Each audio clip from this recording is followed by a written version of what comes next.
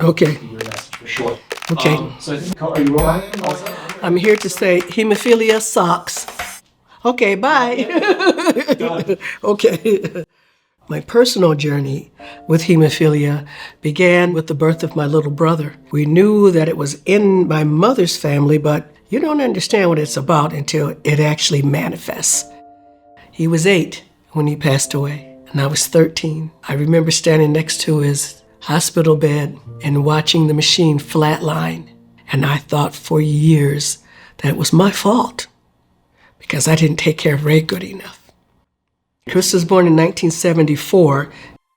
David was born in 1977. I was the mother of 2 sons with hemophilia. Now's my chance.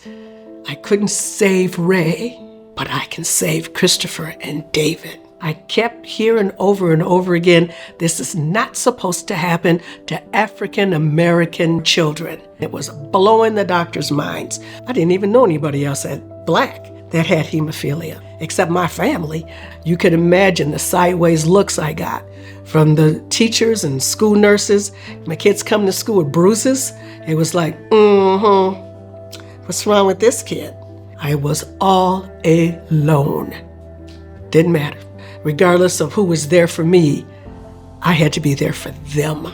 Chris had very serious leg fusion surgery in 1993, when people started contacting us and finding out what we needed. Then they led us to the coalition. I had such distrust of all the doctors and the nurses I had encountered, and so I didn't want to hear anything else from hemophilia professionals until Christopher started introducing me to the people, and the people that ran the coalition, like Erica and like Farah, and calling them by their first names. And I started understanding that I have a wealth of information, and I was just so angry for so many years.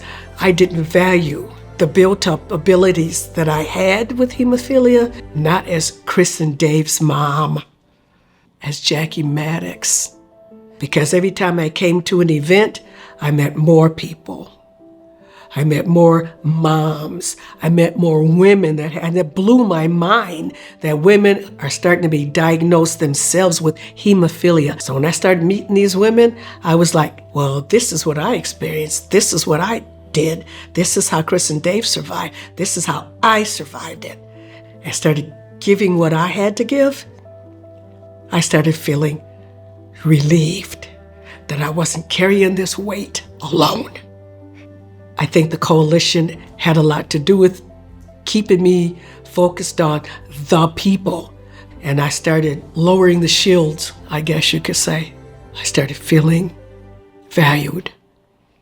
Welcome. I'd like to read the dedication of my book.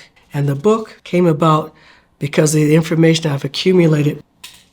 This book is dedicated to my sons, Christopher Maddix and David Freelix, whose courage, support, and enduring love made this book possible.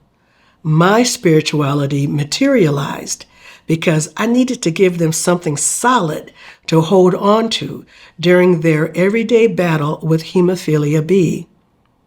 As I developed an authentic spiritual life, that same soulful authenticity manifested in them. And because of that, I knew I couldn't half-step. I had to learn how to consistently walk the walk and not just talk the talk.